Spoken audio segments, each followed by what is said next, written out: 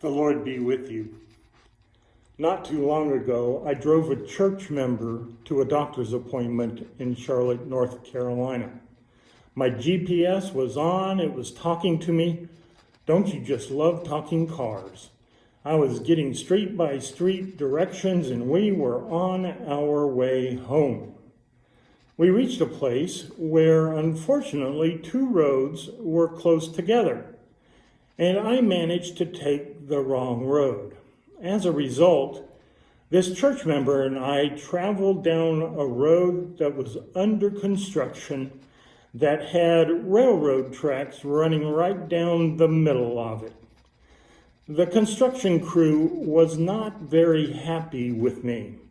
I just kept driving while my friend tried to hide by scooting down as low as he or she could in the seat. I just kept driving. I gave that church member the grand tour, even showed this person a few neighborhoods that I'm pretty sure had never been seen by this person before. We were definitely traveling where tourists and locals both fear to tread. We did make it safely home, but it was quite the adventure, though I am sure others might call it something else.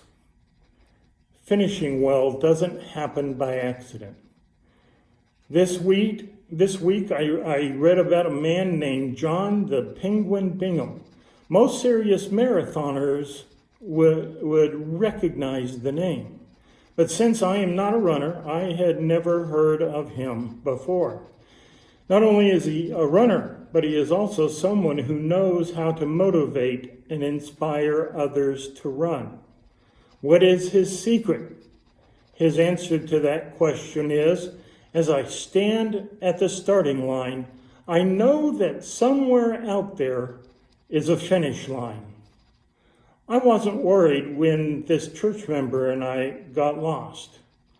I knew we would make it to the finish line, that we would make it home. Someone once wrote, if you are a Christian, you are not a citizen of this world trying to get to heaven. You are a citizen of heaven making your way through this world. We are citizens of heaven. This means that you and I have the privilege of living differently, of thinking differently, of behaving differently, of being different, heart, mind, and soul. We have the privilege of being Spirit-filled people who, with the Spirit's leading, can live above the world and set our minds on heavenly things. No, this certainly doesn't mean that we abandon the earth or others. It does mean that we see things like bank accounts and buildings and houses and cars and all other material things differently. We see them as temporary. And more than anything else, it means that we value and cherish people. Because we know there is a finish line out there. We respect life. We love relationships. We enjoy communication and fellowship. Because we will make it home, we do not have to worry about tomorrow.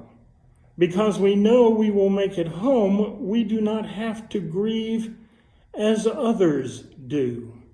Because we know we will make it home, we are free to use our wealth to make friends, eager to walk with the outcast, excited to spend vacation days repairing the home of a stranger, and consider it a privilege to share all that we have with those living in poverty. Paul wrote, "The time for my departure has come." This word departure has 4 word pictures behind it. It was a term sailors used for casting off the lines that tied a ship to the dock and setting sail.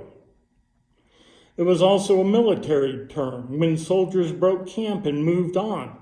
It was described as their departure. It was also a word used in the court system. When a prisoner was set free, it was a departure. Finally, it was the word used to describe the action involved at the end of a day when a farmer removed the plow and took the heavy yoke off the neck of the oxen so that they might enter shelter and rest. Resurrection people, only when we know there is a finish line out there can we truly be free. So wear your masks, wash your hands, use sanitizer and disinfectant. There is a finish line to all of this. For everything else, our finish line is eternal, and that changes everything. Thanks be to God. Amen.